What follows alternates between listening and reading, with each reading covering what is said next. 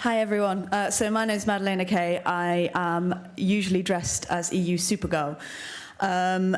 But today I am wearing a Union Jack coat and I had to explain to someone outside why. And that's because Northern Ireland and Scotland voted to remain in the European Union, and Brexit threatens our union. And more than that, it's patriotic to want to stop Brexit because that's what's in the best interests of our country.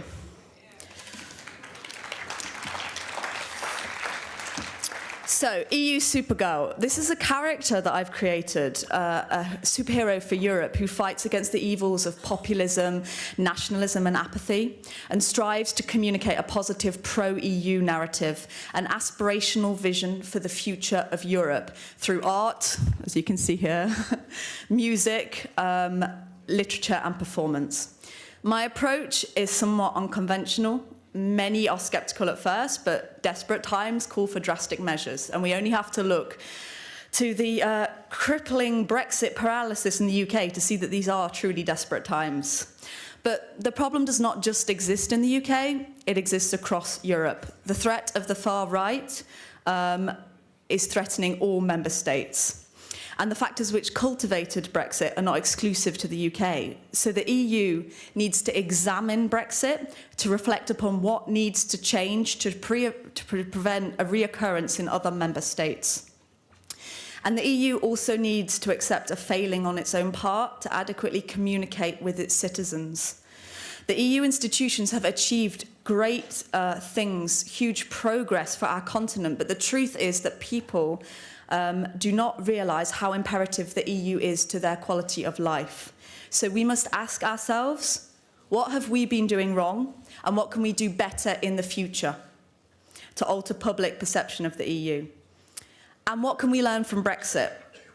What I realised very rapidly was that for people, regardless of whether they voted Remain or Leave, they made a decision based on an emotional argument, not a rational argument. And when people's political beliefs are founded in an emotion, it's very hard to make them change their minds because they're not listening to the facts and the information. So you have to change your approach. You have to fight fire with fire. You fight one identity with another identity. So I created the EU Supergirl, who is an aspirational figure, a positive representation of Europe, and especially targeting the youth. The bold, bright costumes are an instantly recognisable iconography, the superhero logo. It engages attention. It's a strategy to engage the apathetic.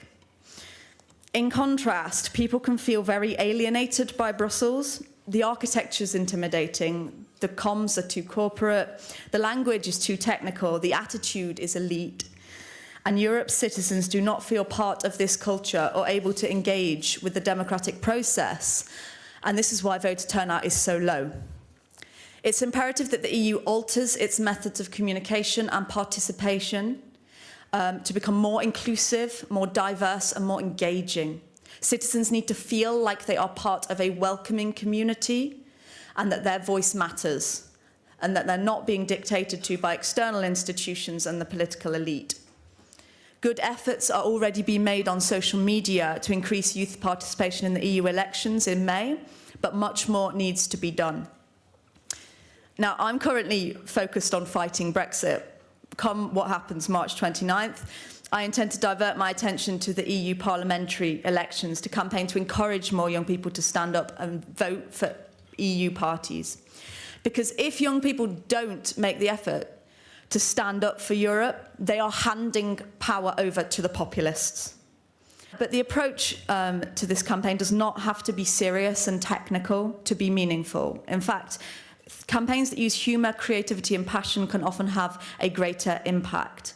Social media is a fantastic tool for reaching people. Content that is creative, fun, entertaining and memorable will engage people's attention. We need to bring the conversation in the Brussels bubble down to a local level and make it personal. We need to give voice to real human stories of love, work, study and travel that has been facilitated by the EU and highlight where regional funding has benefited local communities. Print and broadcast media can also be exploited as channels of communication through eye-catching publicity stunts. And events, activities and exhibition in local areas where citizens are invited to participate will help engage them in the democratic debate and make them feel like their voice is valued. Because when the citizens feel empowered and valued, they in turn will value the achievements of the European Union, the unity in our diversity, the solidarity across nations, the tolerance of each other's differences, and above all, the peace that Europe has achieved in our continent. Brexit is a stumbling block in achieving our European dream. It's a backward step for the UK. It's a distraction from combating the real issues: education, healthcare, criminal justice, providing jobs and opportunities, achieving equality and combating climate change. If Brexit goes ahead, I can assure you it will not be long before we have to swallow our pride and come to rejoin the EU. In the meantime, I hope that Europe would not be deterred from achieving progress, and I beg you to please learn from our mistake. I will continue to fight for Europe because the future is Europe, and we are stronger when we work together. Thank you.